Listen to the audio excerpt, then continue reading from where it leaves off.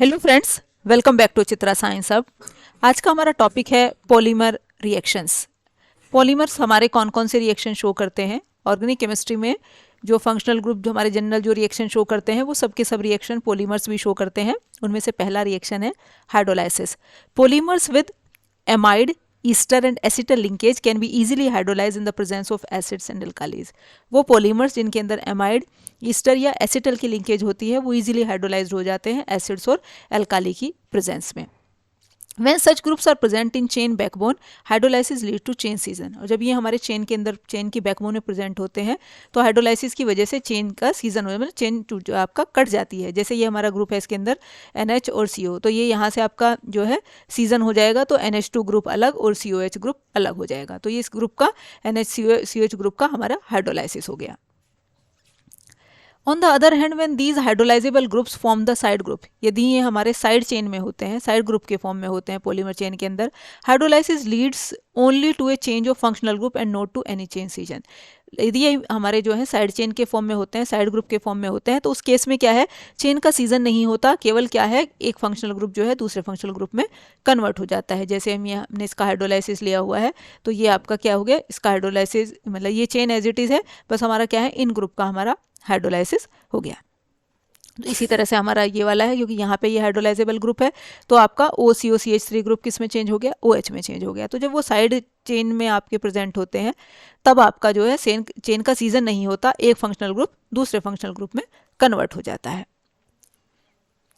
अब next reaction है एसिडोलाइसिस।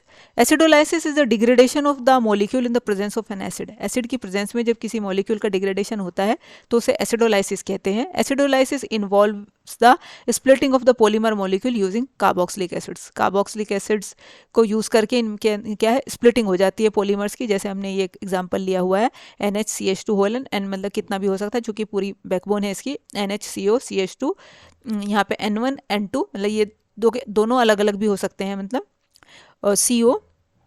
अब इसका जो है कार्बोक्सिलिक एसिड की प्रेजेंस में एसिडोलाइसिस हुआ तो क्या ग्रुप बन गया हमारा, ये आपका बन गया NHCH2 N1 NHCO, और ये R ग्रुप क्या है आपका, यहाँ पे आ गया ये COR ग्रुप ये है। तो ये मतलब यहाँ ये RCOH तो इसके साथ जुड़ गया, यहाँ से क्या हो गया हमारा जो है चेन का सीजन हो गया यहाँ से, तो आपका ये क्या बन गया CH2 N1 CO as it is है, और इधर इसके साथ ये लग गया COOH ग्रुप ऐसे लग गया, तो एसिडोलाइसिस हो गया। नेक्स्ट रिएक्शन है aminolysis. Aminolysis involve the splitting of the polymer molecule with an amine. Aminolysis में पॉलीमर की स्प्लिटिंग होती है एमीन से, एसिडोलाइसिस में एसिड से, and this also proceeds in a manner similar to acidolysis. और ये भी आपका एसिडोलाइसिस की तरह से ही होता है, एमीन्स की प्रेजेंस में होता है। इसमें भी आपका क्या है जो है सीजन हो जाएगा, ये आपका सीजन यहाँ से हो गया तो ये RNH ग्रुप यहाँ जुड़ गया, और ये आपका जो दूसरा NH2 ग्रुप जो है ये आप ये जो इस टाइप का ये मतलब ये यहाँ पे जुड़ गया। तो ये पहला बना हमारा क्या है NHCH2 N1 NH2, यहाँ से सीजन हो गया। ये आपका तो ये अलग से हो गया। अब ये आपका जो इधर से लें CO, ये हो गया CO NH2 N2 CO। अब ये जो हमारा ये ग्रुप है जो इसमें से एक H तो यहाँ इसके साथ जुड़ गया, बाकी हमारा NH2RNH ये रह गया हमारा, ये इसके साथ जुड़ गया। नेक्स्ट रिएक्शन है hydrogenation.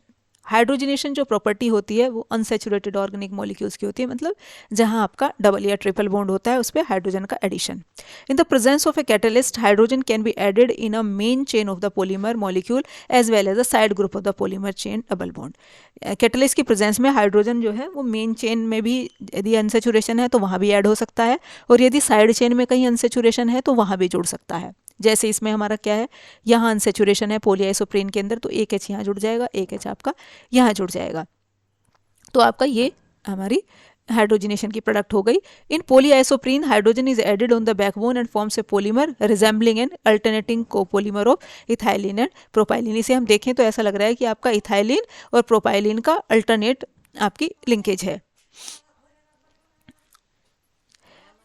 In another example, copolymer styrene and ethylene is formed by the hydrogenation of Buena S rubber. यदि ब्यूना एस रबर का हम हाइड्रोजिनेशन करें तो हमें क्या मिल जाएगा, ऐसा ये स्टायरीन और ये इथाइलिन। तो चूंकि आपका जहाँ अनसेचुरेशन है वो हम वहाँ पे आपका क्या है जो है HH जुड़ जाएगा, एक H इधर जुड़ गया, एक H इधर जुड़ गया, तो ये हमारा हो गया इथाइलिन का मॉलिक्यूल आपका, और ये हो गया स्टायरीन। तो ये दूसरा हमारा ब्यूना एस का एग्जाम्पल है जहाँ हमारा हाइड्रोजनेशन हुआ।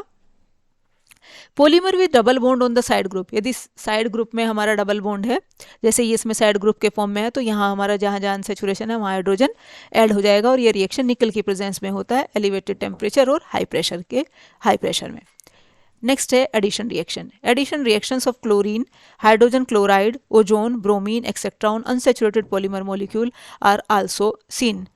तो जो एडिशन रिएक्शंस हैं हमारे इसमें किसके, क्लोरीन, मतलब जहाँ क्लोरीन ऐड हो रहा है, या हाइड्रोजन क्लोराइड ऐड हो रहा है, या ओजोन ऐड हो रहा है, या ब्रोमीन ऐड हो रहा है आपके अनसैचुरेटेड पॉलीमर मॉलिक्यूल्स के साथ, इस तरह के रिएक्शंस भी हमारे नॉन रिएक्शंस हैं। पहला हम देखेंगे, जब हमारा क्लोरीन ऐड होगा नेचुरल रबर के साथ तो क्लोरीनेटेड रबर बनेगी। यहाँ हमारा अनसैचुरेशन है मॉलिक्यूल के अंदर, तो एक Cl यहाँ जुड़ जाएगा, एक Cl यहाँ जुड़ जाएगा, तो ये होगी हमारी क्लोरीनेटेड रबर। नेक्स्ट इसमें हाइड्रोजन क्लोराइड ऐड होगा, तो हाइड्रोजन क्लोराइड भी जहाँ अनसैचुरेशन है वहाँ ये ऐड हो जाएगा, और ये एडिशन जो होगी वो मार्कोनी रूल के हिसाब से होगा कि कहाँ हाइड्रोजन ऐड होगा, कहाँ Cl ऐड होगा। जहाँ हाइड्रोजन ऑलरेडी ज़्यादा मात्रा में प्रेजेंट है वहीं हाइड्रोजन ऐड होगा। जैसे यहाँ पे एक भी हाइड्रोजन नहीं है, यहाँ एक हाइड्रोजन है, तो H यहाँ जुड़ेगा, Cl यहाँ जुड़ेगा, तो ये HCl हमारा इस तरह से जुड़ जाएगा। अभी जब इसी तरह से जब ओजोन जुड़ेगा अनसैचुरेटेड पॉलीमर आइसोप्रोइन के साथ, तो ओजोनाइड बनाएगा, और उस ओजोनाइड का फर्दर हाइड्रोलाइसिस से हमारी जो है ये प्रोडक्ट बनेगी। ये हमारा यहाँ मॉलिक्यूल में जहाँ अनसैचुरेशन था मॉलिक्यूल का, वहाँ हमारा क्या जुड़ गया, ओजोन का मॉलिक्यूल जुड़ गया। तो एक क्या है यहाँ जुड़ा, और ये जुड़ गया, एक ओ जुड़ा, एक ये जुड़ा, एक ये जुड़ा। अब इसकी फर्दर क्या है, हाइड्रोलाइसिस हो जाएगी, तो हाइड्रोलाइसिस से ये ऐसे सीजन हो जाएगा, इसका सीजन ऐसे हो जाएगा। तो क्या मिलेगा, एक कीटोन मिलेगा, एक हाइड्रोजन पेरोक्साइड मिलेगा, और एक क्या मिल जाएगा, एल्डिहाइड मिल जाएगा। ऑक्सीजन जो है वो परबेंजोइक एसिड, ऑक्सीजन जो है परबेंजोइक एसिड से, वो भी हमारे डबल बॉन्ड के साथ जुड़ जाएगा, आपका डबल बॉन्ड के साथ जुड़ जाएगा। तो आपका यहाँ इसमें मॉलिक्यूल में यहाँ डबल बॉन्ड है, तो यहाँ पे क्या है हमारा ऑक्सीजन ऐड हो जाएगा। तो ये यहाँ जहाँ अनसैचुरेशन था, यहाँ ऑक्सीजन का जो है हमारा एटम जो है ऐड हो जाएगा, और ये ऑक्सीजन का एटम हमें मिला कहाँ से, परबेंजोइक एसिड के से मिला हमें। नेक्स्ट है substitution reaction. Substitution reaction can be involve in saturated polymers through a radical chain process. इसमें जो रिएक्शन होता है वो आपका फ्री रेडिकल मैकेनिज्म के थ्रू होता है। जैसे इसमें हमारा क्या है, ये CH2 ये मतलब हमारी पॉलीमर की चेन है पॉलीथाइलिन, इसके साथ क्या है, ये फ्री रेडिकल R ऐड हुआ, तो यहाँ से एक H लेके ये आपका RH के फॉर्म में अलग हो जाएगा, और फ्री रेडिकल साइट उसने अपना क्या है चेन को दे दिया। अब इसका हमारा क्या है, फर्दर क्लोरीनेशन होगा आपका, तो यहाँ हमारा क्या है, Cl जुड़ जाएगा, एक Cl फ्री रेडिकल हमारा फिर से जनरेट हो जाएगा। In another substitution reaction, chlorosulfonation of the polyethylene can be carried out as follows. दूसरे substitution reaction में क्लोरोसल्फोनेशन होगा हमारा किसका, पोलीथाइलिन का। पोलीथाइलिन के साथ हमारा क्या है, ये Cl फ्री रेडिकल ऐड हुआ, यहाँ से क्या है HCl के फॉर्म में बाहर, और फ्री रेडिकल साइट हमारा यहाँ मिल गया। अब इसके साथ SO2 और Cl2 का रिएक्शन होगा, तो हमारा हमें क्या मिल जाएगी, क्लोरोसल्फोनेटेड पोलीथाइलिन मिल जाएगी। अब दूसरे स्पेसिफिक रिएक्शंस जो हैं, पहला है reactions of hydroxyl group. Polymer molecule with hydroxyl group can react with metallic sodium metal के साथ वो आपका रिएक्ट कर जाते हैं। जैसे इसमें यहाँ OH ग्रुप है, यहाँ ONA लग गया। अब इस बार का फर्दर जब यदि C2H5 के साथ रिएक्शन कराएंगे, तो जहाँ ये Na है इसकी जगह C2H5 ग्रुप जुड़ जाएगा, और NaCl के फॉर्म में आपका ये बाहर। इसी तरह से polyvinyl alcohol can also react with ethylene oxide. इसी तरह से पॉलीविनाइल अल्कोहल जैसे सोडियम मेटालिक सोडियम के साथ उसने रिएक्शन शो किया, इसी तरह से थाइलिन ऑक्साइड के साथ भी आपका ये रिएक्ट करेगा एल्कलिन कंडीशन के अंदर, और क्या देगा, इपॉक्सी डेरिवेटिव्स मिल जाएंगे। तो ये आपका यहाँ जुड़ जाएगा, जहाँ OH है तो OCH2CH2OH इथॉक्सी डेरिवेटिव हमें मिल जाएंगे। The hydroxyl group of polyvinyl alcohol can also undergo usual esterification reactions. जो हाइड्रोक्सिल ग्रुप है पॉलीविनाइल अल्कोहल का, वो हमारा जो यूजुअली OH ग्रुप जो स्टेरिफिकेशन के रिएक्शन शो करते हैं, सेम इसी तरह से ये रिएक्शन हमारा शो करेगा। ये हमने एसिटिक एनहाइड्राइड के साथ लिया हुआ है, तो हमारा क्या जुड़ जाएगा, मतलब स्टेरिफिकेशन हो जाएगा, OCOCH3 ग्रुप हमारा जो है OH की जगह OCOCH3 ग्रुप आ जाएगा। इसी तरह से polyvinyl alcohol can also react with isocyanate to form derivatives of urethane.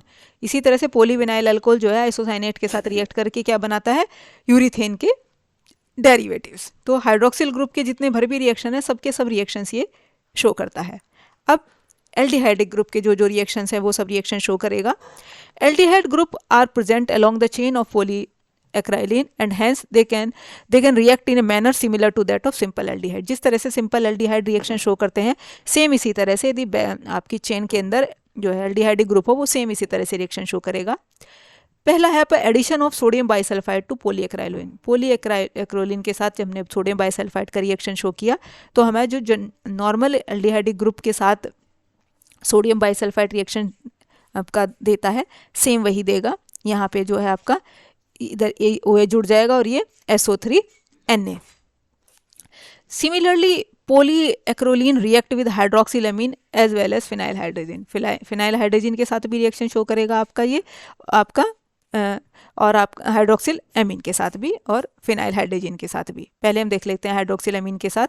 तो जो आपका CHO ग्रुप है यहाँ आपका यहाँ क्या लग जाएगा NH डबल बॉन्ड NOH। तो हाइड्रोक्सिल एमीन के साथ आपका ये रिएक्शन शो करेगा। इसी तरह से फिनाइल हाइड्रोजन के साथ भी आपका ये रिएक्शन शो करेगा। तो यहाँ भी आपका जो है CHO ग्रुप की जगह आपका ये वाला ग्रुप लग जाएगा। Acetals are produce by treating polyacrolein with alcohol. जब अल्कोहल के साथ पोलीएक्रोलीन रिएक्ट करता है तब क्या मिलते हैं हमें एसिटल्स। तो ये जो नॉर्मल आपका एल्डिहाइडिक ग्रुप के रिएक्शंस है सबके सब रिएक्शंस ये शो करता है। नेक्स्ट है reaction of ketonic group. Polyvinyl methyl ketone undergo reactions characteristics of A ketone. Ketones के रिएक्शंस की जिस तरह की शो करता है कीटोन्स जिस तरह के रिएक्शन सेम इसी तरह के रिएक्शन शो करता है। It react with hydroxylamine as हाइड्रोक्सिलामीन के साथ ये सेम ऐसे ही रिएक्ट करेगा तो हमारे ऑक्सिम के डेरिवेटिव मिल जाएंगे जैसे हमें कीटोन्स के केस में मिलते हैं। इसी तरह से जो है कार्बोक्सिलिक एसिड यदि कार्बोक्सिलिक ग्रुप उसके अंदर प्रेजेंट हो तो वो भी सेम यूजुअल ऐसा ही रिएक्शन शो करता है। Polyacrylic acid react with alkalis to form salt. जैसे हमारे यदि कार्बोक्सिलिक ग्रुप प्रेजेंट होते हैं तो वो एल्कालीज के साथ मिलकर सोडियम सॉल्ट बना लेते हैं। सेम इसी तरह से ये आपका सोडियम सॉल्ट बना लेगा। पोलीएक्राइलिक एसिड जब एल्काली के साथ रिएक्ट करेगा तो पोलीएक्राइलिक एसिड का सोडियम सॉल्ट हमारा बन जाएगा। Carboxylic group can also be reacted with epoxy group to form esters. Carboxylic group जो है इपॉक्सी ग्रुप के साथ रिएक्ट करके ईस्टर्स भी हमारे बना लेते हैं। इसी तरह से एमिनो ग्रुप भी सेम इसी तरह के रिएक्शन शो करते हैं जैसे जनरल ऑर्गेनिक केमिस्ट्री में शो करते हैं।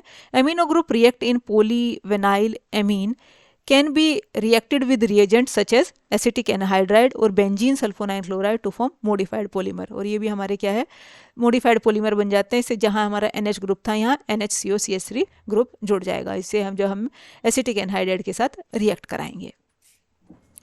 अब nitro group present in polymer may be converted to amino group by reduction. और जो हमारा नाइट्रो ग्रुप यदि प्रेजेंट है तो वो किस में कन्वर्ट हो जाएगा एमिनो ग्रुप में कन्वर्ट हो जाएगा रिडक्शन के प्रोसेस से।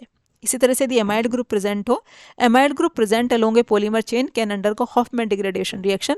और हॉफमैन डिग्रेडेशन रिएक्शंस में आपका क्या होगा एमाइड ग्रुप जो है एमीन में कन्वर्ट हो जाएगा। तो सेम यही रिएक्शन शो करेगा ये। Amido group present along a polymer chain can undergo Hofmann degradation reaction like simple acid amide. जैसे सिंपल एसिड एमाइड शो करते हैं कि आपका एमाइड जो है एमिनो ग्रुप में कन्वर्ट हो जाएगा। सेम यही रिएक्शन पॉलीमर्स भी शो करते हैं। Next reactions of aromatic ring. Aromatic reactions के जो जनरल रिएक्शंस होते हैं जो electrophilic substitution reactions amino group show करते हैं सेम ये भी शो करते हैं। Polymers having aromatic rings can undergo reaction characteristic of aromatic nucleus. Aromatic nucleus की क्या कैरेक्टरिस्टिक रिएक्शन है इलेक्ट्रोफिलिक सब्स्टिट्यूशन रिएक्शन शो करते हैं। वही सेम रिएक्शन यहाँ होंगे। Benzene nucleus of polystyrene shows various reactions of aromatic ring. इसी तरह से जो इसका एरोमेटिक जो न्यूक्लियस है पॉलीस्टाइरीन का ये सेम बेंजीन वाले रिएक्शन शो करेगा। सल्फोनेशन का आपका नाइट्रेशन का और आपका जो है क्लोरीनेशन का सेम रिएक्शन आपका ये आपका शो करेगा जो इसका बेंजीन का न्यूक्लियस पॉलीस्टाइरीन का। Polystyrene forms an important polymer पर फ्लोरोपोलीस्टाइरीन बाय फ्लोरिनेशन रिएक्शन। ये फ्लोरिनेशन के रिएक्शन से आपका जो है सेम वही आपका रिएक्शन शो करेगा। यदि हम जहाँ इसमें अनसेचुरेशन है वहाँ सब जगह फ्लोरीन का मॉलिक्यूल ऐड हो जाएगा। अब ये हमारे क्या है साइक्लाइजेशन रिएक्शन भी शो करते हैं। Polyvinyl alcohol when react with formaldehyde gives polyvinyl formal. जब पोलीविनाइल अल्कोहल आपका फॉर्मल्डिहाइड के साथ रिएक्ट करता है तो क्या देता है पोलीविनाइल फॉर्मल। तो ये साइक्लाइज्ड प्रोडक्ट मिल जाती है, साइक्लाइजेशन रिएक्शन है इसलिए। Polyvinyl alcohol on reaction with butyraldehyde gives polyvinyl butyryl. Same इसी तरह का रिएक्शन शो करता है ये आपका. Polyacrylonitrile upon heating cyclizes to form a ladder polymer. एक लेडर पॉलीमर बनाता है ये polyacrylonitrile. जब हम हीट करते हैं तो साइक्लाइज्ड प्रोडक्ट हमें मिल जाती है. तो ये हमें साइक्लाइज्ड प्रोडक्ट मिली. फिर फर्दर हीट करेंगे तो H2 का मॉलिक्यूल हमारा निकल जाएगा और एक लेडर पॉलीमर हमें, फ्लेम रेजिस्टेंट लेडर पॉलीमर हमें मिल जाता है. On heating in the presence of acid, और यदि एसिड की प्रेजेंस में हम इसे हीट करें, polybutadiene gives a cyclic compound as follows. इस तरह का साइक्लिक कंपाउंड हमें मिल जाएगा. इसी अभी 2 स्टेप में होगा. सेकंड स्टेप में H2 का मॉलिक्यूल इसके अंदर से निकल जाएगा और इस तरह की हमें जो है प्रोडक्ट मिल जाएगी. नेक्स्ट है क्रॉस लिंकिंग रिएक्शंस. पॉलीमर्स जो हैं वो क्रॉस लिंकिंग रिएक्शंस भी शो करते हैं. Cross linking during polymerisation. Polymerisation के ड्यूरेशन में जो क्रॉस लिंकिंग होती है, एक तो वो styrene when polymerised with small amount of divinyl benzene. जब डाइविनाइल बेंजीन के साथ पॉलीमराइज्ड होता है स्टाइरीन तो एक क्रॉस लिंक्ड पॉलीमर बनता है. तो ये हमारा क्रॉस लिंक्ड पॉलीमर हमारा बन गया. इसी तरह से दूसरा प्रोसेस है वल्केनाइजेशन. अब वल्केनाइजेशन भी हम अलग अलग जो है एजेंट के हेल्प से करते हैं. वल्केनाइजेशन वो प्रोसेस है जिसकी वजह से पॉलीमर के अंदर क्रॉस लिंकिंग डेवलप हो जाती है. तो पहले हम देखेंगे जब सल्फर की प्रेजेंस में वल्केनाइजेशन होता है, raw rubber is heated in the presence of sulphur to develop cross linking. Raw rubber को हम सल्फर की प्रेजेंस में हीट कर देते हैं तो उसके अंदर जो है क्रॉस लिंकिंग डेवलप हो जाती है. मतलब जहाँ जहाँ मॉलिक्यूल के अंदर अनसेचुरेशन है वहाँ सल्फर का मॉलिक्यूल आपका जो है जुड़ जाता है डाइसल्फाइड लिंकेज के फॉर्म में. तो इस तरह से हमें क्रॉस लिंक प्रोडक्ट मिल जाती है. इसी तरह से हम वल्केनाइजेशन जो है बेंजोइल पेरोक्साइड की हेल्प से भी कर सकते हैं. Benzoyl peroxide is used as vulcanize silicone rubber through a free radical mechanism. ये फ्री रेडिकल मैकेनिज्म को आपका फॉलो करता है जिसमें बेंजोइल पेरोक्साइड को जो है बेंजोइल पेरोक्साइड की जो है को हम वल्केनाइजिंग एजेंट की तरह यूज़ करते हैं जो सिलिकॉन रबर का हमारा वल्केनाइजेशन करता है. तो इस तरह से हमें क्या है ये वल्केनाइज प्रोडक्ट हमें मिल जाती है. जैसे ये हमारे ये 2 चेन है, एक ये है एक ये है. तो इसे फ्री रेडिकल मैकेनिज्म को फॉलो करेगा तो एक फ्री रेडिकल साइट यहाँ जनरेट हो जाएगा, एक यहाँ जनरेट हो जाएगा. तो जहाँ ये फ्री रेडिकल साइट जनरेट हुआ वहाँ पे क्या है पॉलीमर क्रॉस लिंक्ड हो जाएगा. Next vulcanisation by zinc oxide. Vulcanisation of chlorofluorine rubber by zinc oxide. इसी तरह जिंक ऑक्साइड की हेल्प से भी हम जो है वल्केनाइजेशन करते हैं क्लोरोप्रीन का. तो उसकी हेल्प से भी हम जो क्या है उसका वल्केनाइजेशन करते हैं. इसी तरह से मरकैप्टो एसिड की हेल्प से भी हम वल्केनाइजेशन करते हैं. इसमें भी हमारा क्या है कि जहाँ हमारा ये अनसेचुरेशन है यहाँ हमारा क्या है आपका क्रॉस लिंकिंग डेवलप हो जाएगी. तो वल्केनाइज्ड रबर जो इलास्टोमर जो है वो हम मरकैप्टो एसिड की हेल्प से भी बना सकते हैं. नेक्स्ट है वल्केनाइजेशन बाय H2Cl2. डाइसल्फाइड जो डाइक्लोराइड है इसका फॉर्मूला है H2Cl2.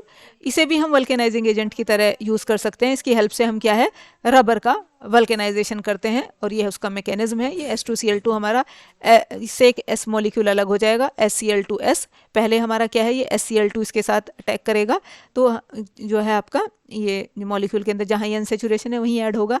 तो ये एक तो हो गया HCl2 एक S.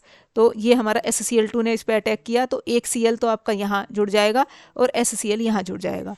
अगले स्टेप में क्या है दूसरा सल्फर जो हमारा सल्फर की दो प्रोडक्ट मिली थी हमें, एक HCl2 एक S. अब S इसके साथ ऐड हो जाएगा और इस तरह से ये क्या है क्रॉस लिंक्ड हमारी प्रोडक्ट बना लेगा. इसकी हेल्प से मतलब 2 जो है पॉलीमर की ग्रोइंग चेन जो है आपस में क्रॉस लिंक्ड हो जाएंगे. नेक्स्ट है reaction with ammonium acetate. A photoreactive polymer is synthesised by using ammonium acetate. Ammonium acetate को यूज़ करके हम एक फोटोरिएक्टिव पॉलीमर हम बना सकते हैं. नेक्स्ट है रिएक्शन विद निकल कार्बन कंपाउंड. द निकल carbon sigma bond is introduce in the polymer molecule. Polymer molecule के अंदर हम निकल सिग्मा बॉन्ड भी हम इंट्रोड्यूस कर सकते हैं and new polymer is prepared. एक न्यू पॉलीमर बना सकते हैं which is employed as a catalyst for the dimerization of ethylene. और ये जो हमारी जो प्रोडक्ट बनी है वो कैटलिस्ट की तरह काम करता है किसमें डाइमराइजेशन ऑफ इथाइलिन. नेक्स्ट है reaction introducing aromatic group. Aromatic group को भी हम जो है रिंग के अंदर इंट्रोड्यूस जो आपका चेन के अंदर इंट्रोड्यूस कर सकते हैं. इन नाइलॉन 6 से reactive aromatic group is introduced as. ये नाइलॉन का मॉलिक्यूल है. इसे यदि हम फॉर्मल्डिहाइड और मिथाइल अल्कोहल के साथ रिएक्ट करा दें तो एक वाटर का मॉलिक्यूल एलिमिनेट हो जाएगा. तो ये हमारी प्रोडक्ट मिल जाएगी. अब इसे हम जो है फर्दर जो है किसी जो है आपका ये एक्स मतलब आपका कोई हमने वो लिया जो कोई हेलोजन इसमें जो क्या कहते हैं कि आपका जो कोई है, जैसे मतलब बेंजीन रिंग के साथ आपका कोई भी इसमें हेलोजन जुड़ा हुआ हो सकता है, एक्स हमने इसलिए लिया हुआ है। तो इसका पर्पस क्या है, इस बेंजीन रिंग के अंदर क्या है, एरोमेटिक जो है ग्रुप को ऐड करना, मतलब बेंजीन न्यूक्लियस को इंट्रोड्यूस करना। तो हमें इस तरह की इसमें प्रोडक्ट मिल सकती है। तो आपका एक्स इसमें कुछ भी हो सकता है आपका। Reaction with succinic anhydride, succinic anhydride यदि पॉलीएसिटाइरिन के साथ हम रिएक्ट कराएं तो एक मॉडिफाइड रिएक्टिव पॉलीमर हमें मिल जाएगा। और ये रिएक्शन जो है यूवी रेडिएशंस की प्रेजेंस में होता है या परऑक्साइड की प्रेजेंस में होता है। तो एक जो हमारा पॉलीस्टाइरिन सक्सिनिक एसिड के साथ रिएक्ट करेगा तो एक मॉडिफाइड रिएक्टिव पॉलीमर हमें मिल जाएगा। अब है न्यूक्लियोफिलिक सब्स्टिट्यूशन रिएक्शंस भी हमारे पॉलीमर शो करते हैं, जैसे इलेक्ट्रोफिलिक शो किए, एडिशन रिएक्शन शो किए। तो सब ये सब जो ऑर्गेनिक केमिस्ट्री के हमारे रिएक्शंस होते हैं फंक्शनल ग्रुप के, सब रिएक्शन शो करते हैं। ये न्यूक्लियोफिलिक सब्स्टिट्यूशन रिएक्शन भी शो करते हैं। Nucleophilic substitution of chlorine in polyvinyl chloride can be achieved by heating with NN dialkyl thiocarbamate in the presence of dimethyl formamide. यदि पॉलीविनाइल क्लोराइड PVC को हम जो है NN डाइएल्काइल थायोकार्बोमेट के साथ हीट करें, किसकी प्रेजेंस में, डाइमेथाइल कार्बोमेट की प्रेजेंस में, तो क्या है, सब्स्टिट्यूशन रिएक्शन हो जाएगा। जहाँ Cl ग्रुप जुड़ा हुआ है वहाँ हमारा ये वाला ग्रुप जुड़ जाएगा, SCSNR2, ये ग्रुप हमारा जुड़ गया। और जो ये Na है ये NaCl के साथ रिएक्ट करके आपका अलग से बाहर निकल जाएगा। इसी तरह से the chlorine atom of PVC can also B substituted by weak nucleophile. एक वीक न्यूक्लियोफाइल भी उसे सब्सटीट्यूट कर सकता है, जैसे सोडियम एजाइड के साथ यदि हम रिएक्शन कराएं तो जहाँ क्लोरीन जुड़ा हुआ है, हमारा क्लोराइड जो क्लोरीन एटम जुड़ा हुआ है वहाँ पे क्या है, जो है N3 ग्रुप इसके साथ जुड़ जाएगा, तो पॉलीविनाइल एजाइड हमें मिल जाएगा। और जो ये NaCl के फॉर्म में आपकी दूसरी बाय प्रोडक्ट हमें मिल जाएगी। इसी तरह से पॉलीविनाइल एजाइड मॉलिक जो हमारा ये बना, हमारा पॉलीविनाइल एजाइड जो है पॉलीमर गिव्स पॉलीविनाइल अमीन। जब ये पॉलीविनाइल अमीन कब देगा, जब हम इसका रिडक्शन कराएंगे किसके साथ, लिथियम एल्यूमिनियम हाइड्राइड के साथ, जो कि रिड्यूसिंग एजेंट है, उसके साथ यदि रिडक्शन कराएंगे तो हमें क्या है, एजाइड से क्या मिल जाएगा, पॉलीविनाइल अमीन। ये थे हमारे पॉलीमर्स के रिएक्शन। Thank you.